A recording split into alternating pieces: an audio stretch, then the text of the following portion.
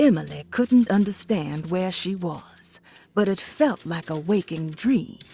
Baptiste, who she vaguely remembered from her past, claimed to work as an orderly at Derceto. He was also looking for Jeremy, and seemed to imply that he was chasing him through Jeremy's own mind. Maybe this wasn't Emily's dream, but Jeremy's, and she was trapped inside somehow. Baptiste suspected that Jeremy was in some control due to a talisman that he had been given by a Miss Jackson, a name Emily recalled to be one of the many voodoo witch doctors in the French Quarter. In hope to find a way back to Derceto, Emily set out to find Miss Jackson's place. She had killed the horrid thing. But what was it?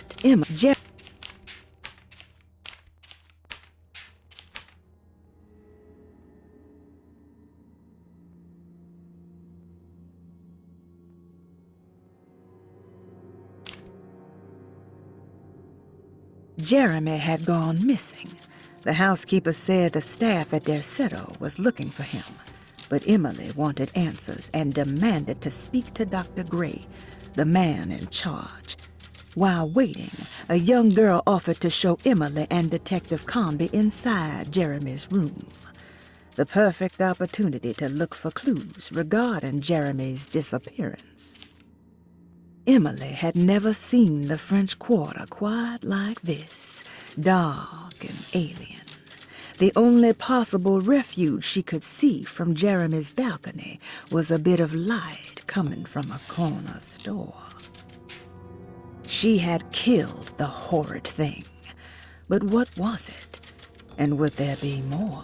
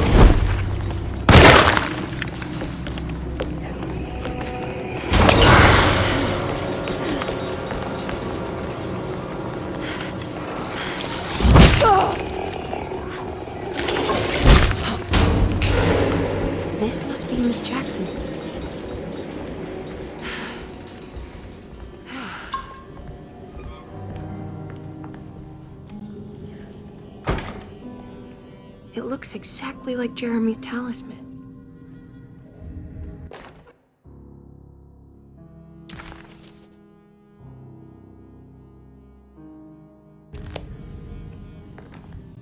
I think it's meant to hold the talisman.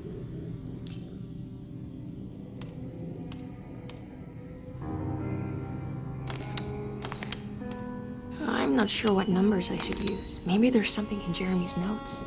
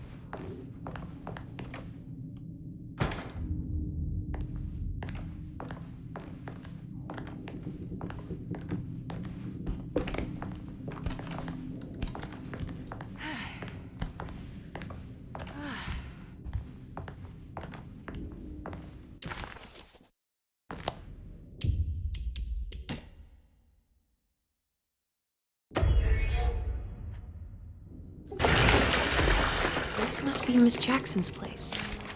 Let's see if we can find out more about Jeremy's talisman.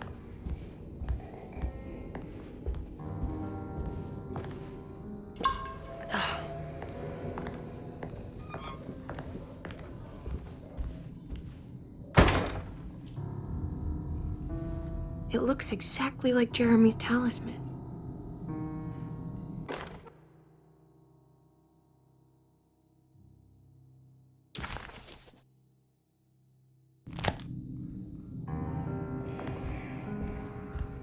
I think it's meant to hold the talisman.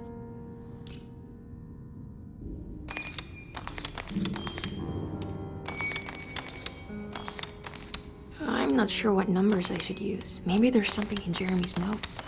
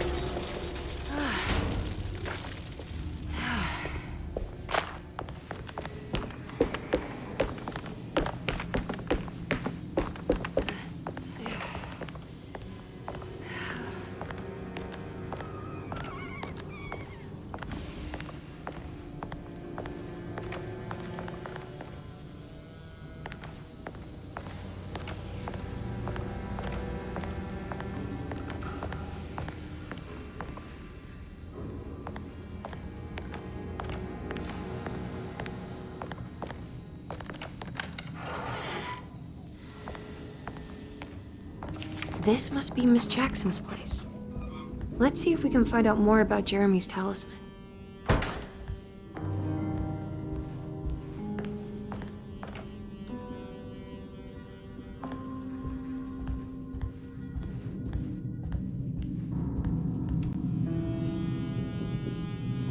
It looks exactly like Jeremy's talisman.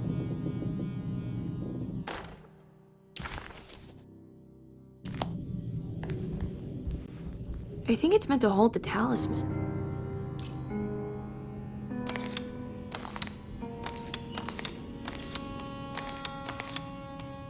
I'm not sure what numbers I should use. Maybe there's something in Jeremy's...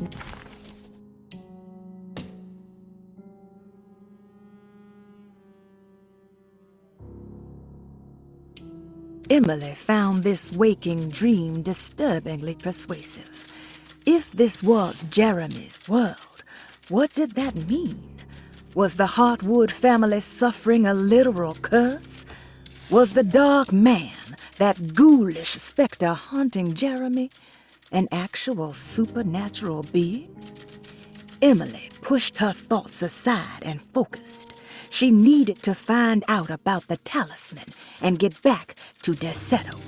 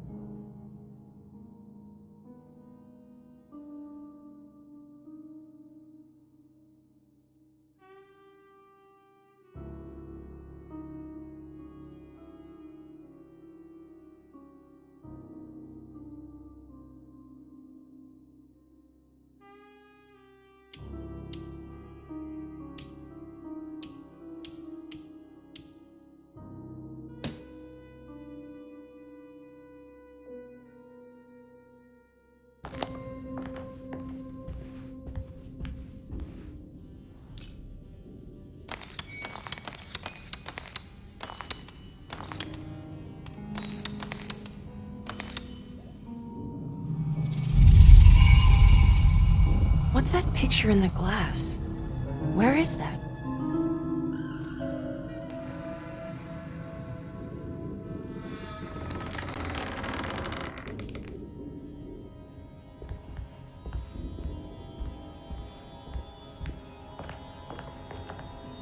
Good to see you again, Miss Hartwood. Mrs. Thompson told me you were here. She also alerted me that you brought a detective with you. I'm very curious to hear what this is all about. You don't remember me, do you, Miss Hartwood? We met at your family's house in the Garden District, when your uncle was about to be admitted under my care. No, I remember. Sorry. I'm not really feeling well. Oh, well, in that case, have a seat. Let me make you a drink.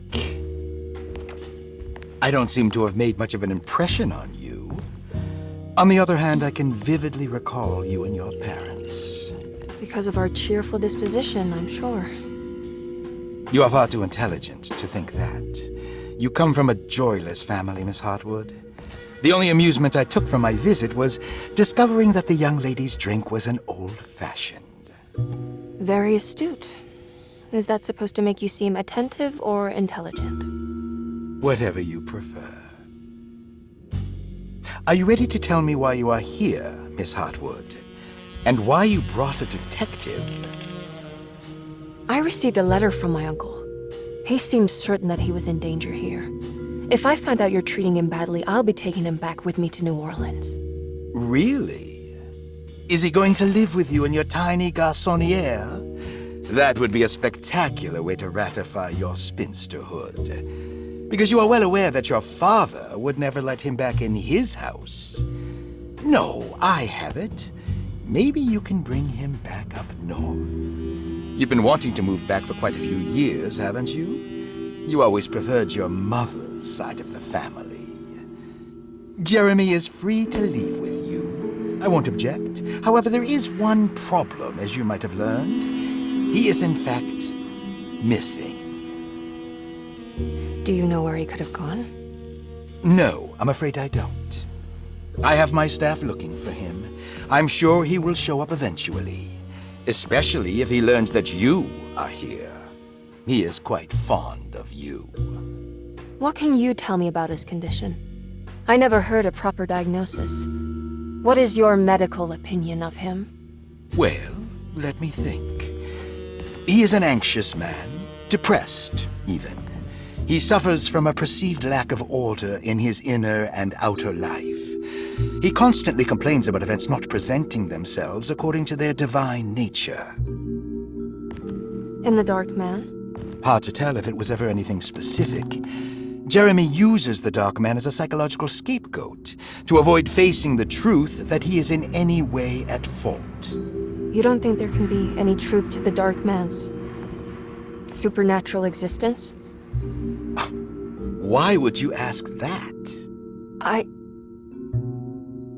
Can we ever be sure?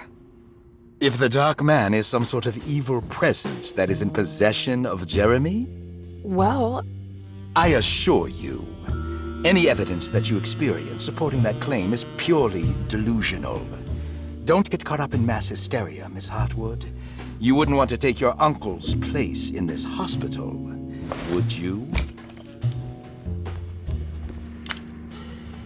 I'll be leaving now, Doctor. I need to keep looking for my uncle. Do so, Miss Hartwood. I'll let you know if he shows up.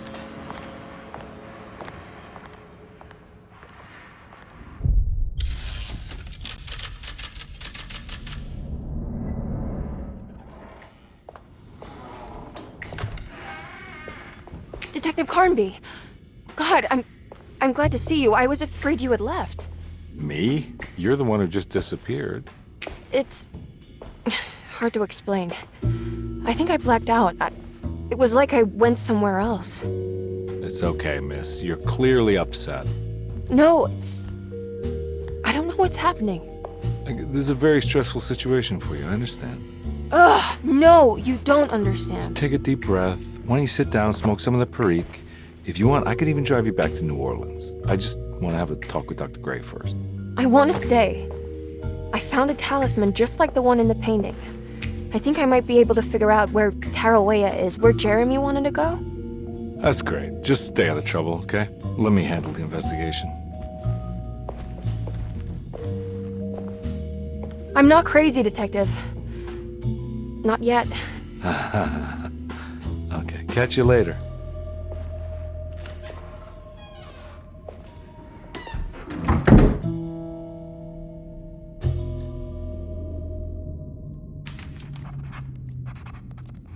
If a talisman like this can open up doors between the French Quarter and Derceto, then maybe Jeremy is hiding in some strange other world.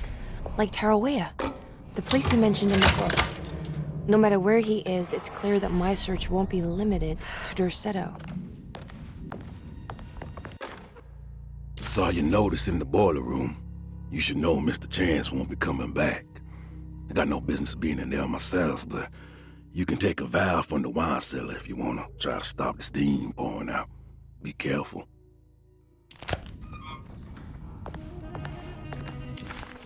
Despite making a fool of herself in front of Dr. Gray and Detective Carnby, Emily felt surprisingly invigorated. She felt absolutely sure that it was her manipulation of the talisman that had brought her back to Derceto. Jeremy mentioned 2 items in his commonplace book that somehow connected him to 2 more dreams, or whatever they should be called. If Jeremy had 2 more worlds open to him, then maybe he would hide there if he was scared. Or maybe he found a way to Tarawea, the place Jeremy so desperately wanted to visit. Excited to follow up on her clues, Emily set out to find the old clock and the boiler.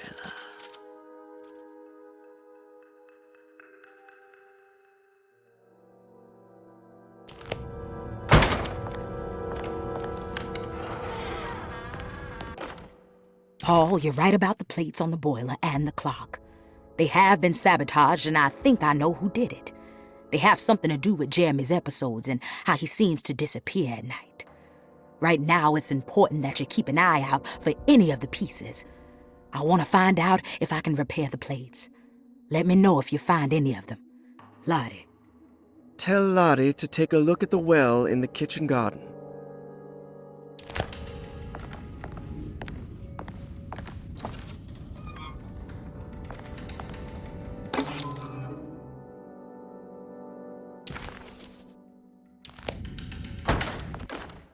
Dr. Elmore Lee Gray is Derceto's chief doctor. Accounting and all administrative work is handled by me, Paul Waits. Magdalena Thompson, or Mags, is responsible for the household.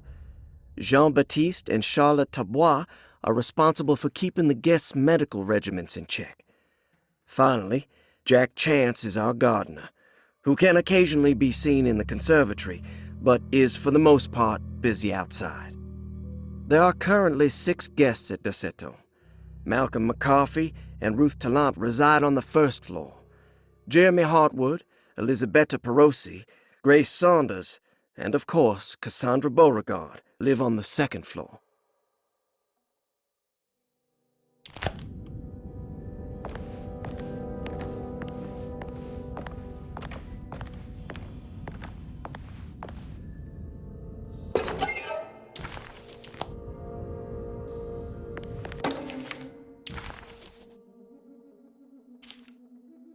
Cassandra Beauregard, the beloved author. Very exciting, isn't it? What do you want to put down for reason for admission? What her agent told us. Cassandra suffers from writer's block and needs to finish her moving picture script before the end of June. Mr. Chardot suggests Cassandra's heavy use of barbiturates is holding her back and risks ruining her career. And how should we summarize her personal history? Let's keep it short. Cassandra Beauregard is a beloved crime author who managed to pull herself out of poverty and into stardom. 5 years ago, she tried killing herself by jumping off a balcony. The incident left her a cripple and now relies heavily on her wheelchair. And for diagnostic impressions? Cassandra suffers chronic back pain following her suicide attempt. She self-administers morphine to keep herself ambulant, but has become addicted and the desired effect is now lost. The drug abuse clouds her mind, and she is unable to focus on real life. To save herself from this insight, she instead makes up stories to fill out the gaps in her own thought process, resembling the Korsakoff syndrome. Oh, bravo, Doctor. How will you treat her? First of all, she needs to be weaned from her drug addiction, and hopefully it will resolve her compulsive lying. Then look into permanently numbing her pain in her back through surgery. Finally, deal with her suicidal thoughts. Fantastic. With such a short time before June, I really hope she gets better soon. We will do what we can. Grace Saunders, 11 years old. Reason for admission? The mother insists on strict supervision by a proper gentleman to avoid further perversion of Grace's adolescence. Personal history? Grace's family possesses modest wealth and status. Her childhood seems ordinary, spending most of her time with private teachers and family friends. Grace's father recently passed away, leaving her mother the sole caregiver. And diagnostic impressions? Grace has trouble dealing with her father's death. She is willingly suppressing her feelings on the matter and isn't properly acknowledging the trauma she suffered.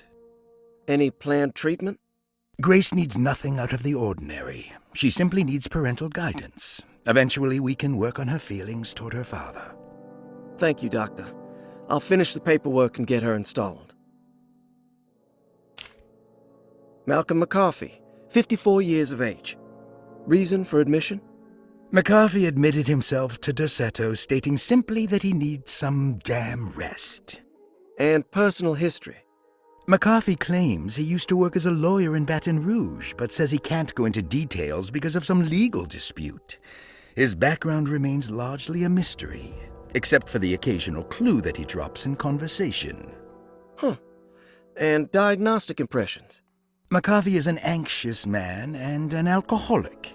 He often tells half-truths due to some deep-seated inability to trust other people. And how will you treat that? McCarthy will take some time to open up. Spending time with Jack's dog or the child should be good for him. Their harmless nature will help build his sense of trust. Thank you, Doctor. Elisabetta Perosi, 33 years old? What should I put down as reason for admission? Well, Perosi broke into Derceto and was found wandering the grand parlor. She was confused and suffered partial amnesia. She insisted she belonged here and offered to pay for her stay. Right. What do you make of her story? Perosi claims to have been a member of the Astarte artist colony some 20 years ago, a claim that seems contrafactual due to her young age. She looks to be and even thinks she is 33 years of age. That would make her a child at the time. It seems fair to say that Perosi's story is untrue, deliberately so or not. Diagnostic impressions? Do you have anything? Perosi's story is peculiar because she retracted her story about the artist colony. She no longer claims to be the same person as Elisabetta Perosi. However, my staff's research has confirmed there was a Perosi at that time who was in her early 30s. I suppose this case will take some time to investigate. How will you go about it? I wanted to contact the real Perosi, but it seems the whole colony disappeared one night. September 29th, 1915, during a hurricane. I will have to take it slow and figure out what this spell of impersonation could have been. Oh, I'm sure it will all clear up eventually. Thank you, Doctor.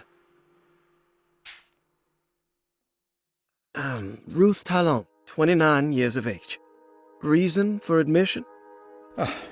Ruth's father wishes that his daughter be removed from New Orleans nightlife for the foreseeable future. He fears that her overly free spirit is tarnishing the family's reputation. Sounds simple enough. Personal history? Ruth comes from considerable wealth. Her family owns several hotels and restaurants. Unlike the rest of the family, her sense of adventure has taken her around the world, including France during the Great War as a photojournalist. The last decade, she has provoked many rumors of being a debauched flapper, bordering on nymphomania. And diagnostic impressions? Despite her father's frivolous reasons for her to be admitted, Ruth does seem to provide an interesting case. She is refreshingly open and doesn't shy away from talking about her life during the war or her continuous celebration after returning to the States. She is admittedly a sexual deviant and feels no remorse. And her treatment plan? Simply staying at Derceto should do wonders for Ruth. If not, at least for her family's reputation. Ruth doesn't need to change, but with therapy I might be able to share with her some sympathy towards her family. I doubt she will settle down and become as dull as the rest of them, but at least she might try to be more discreet in the future. Interesting. It's all the patient files except for Jeremy's. Looks sturdy. Doubt I'll be opening this.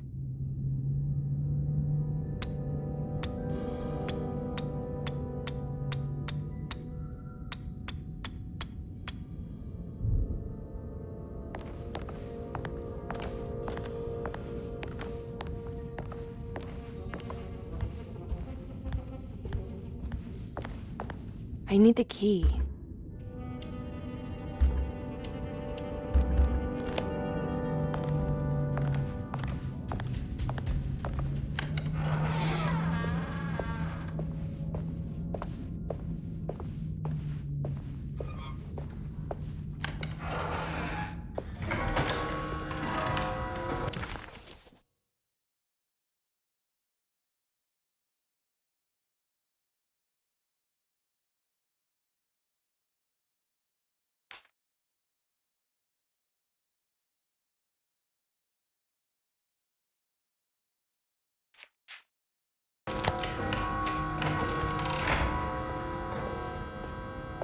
I can't leave.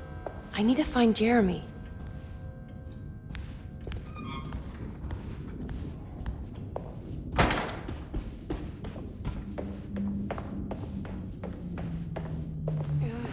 I need the key.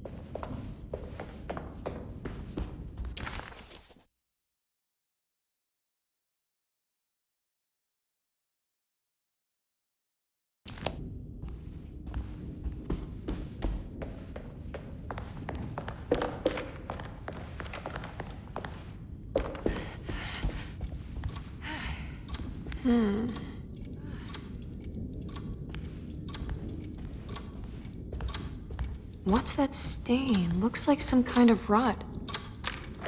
This must be the clock mentioned in the commonplace book. This looks like the thing that held the talisman in the French Quarter, but it's broken and missing some pieces.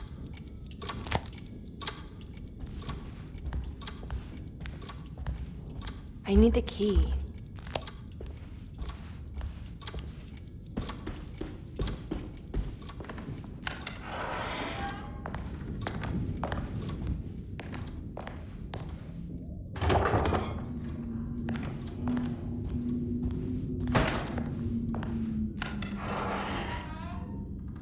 Jeremy's room. All back to normal.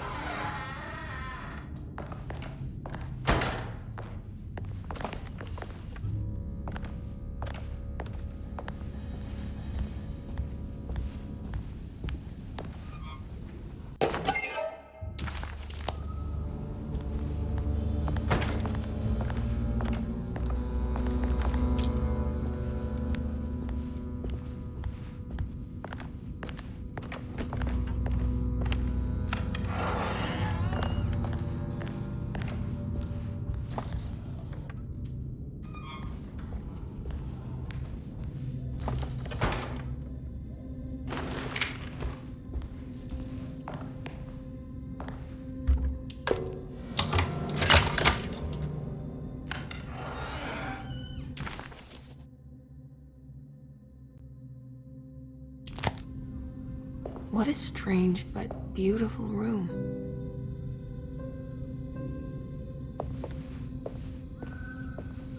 Are these zodiac signs?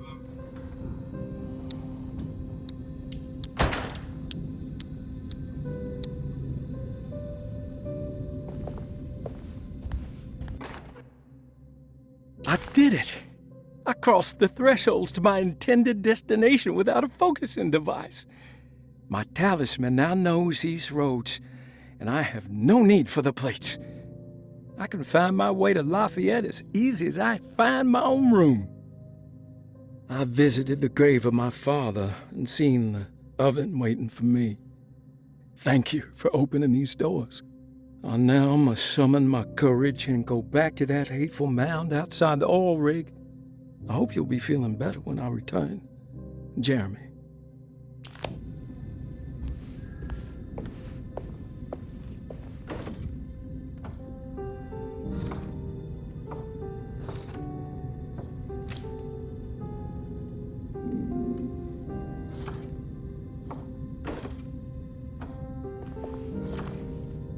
There's some aggressive-looking rot on these paintings.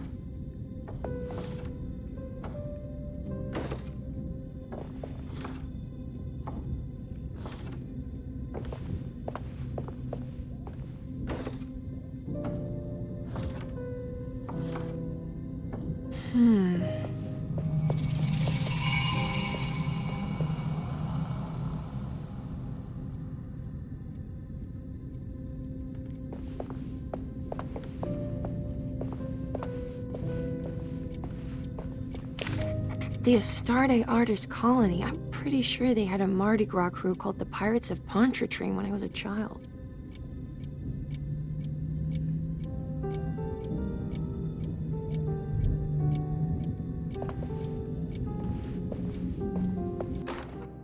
Will I need to remember how to get them out again?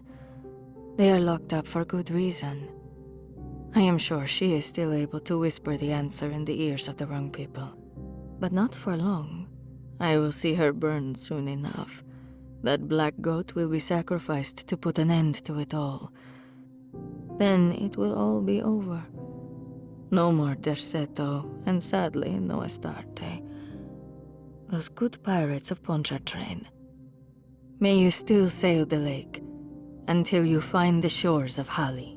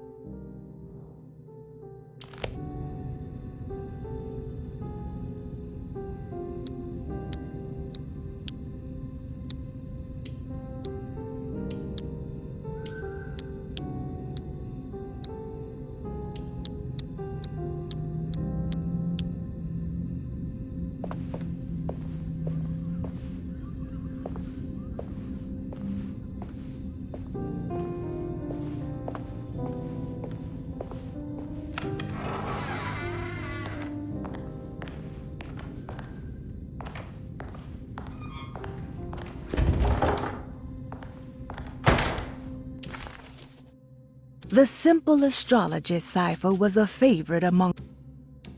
The old clock was an intricate machine with eccentric astronomic motifs, but nothing appeared particularly unusual to Emily. But then she discovered a large decorative plate that reminded her of Miss Jackson's ritual bench, where she had configured the talisman to open the door back to Derceto. The clock's plate had unfortunately been sabotaged, changed. But if she could piece the plate back together, she figured she would be able to repeat the procedure and maybe open up to another world. The simple astrology cipher was a favorite among the artists who lived in the house 20 years ago. They easily turned into numbers when needed, but also acted as signatures for the members, as there were only 12 of them.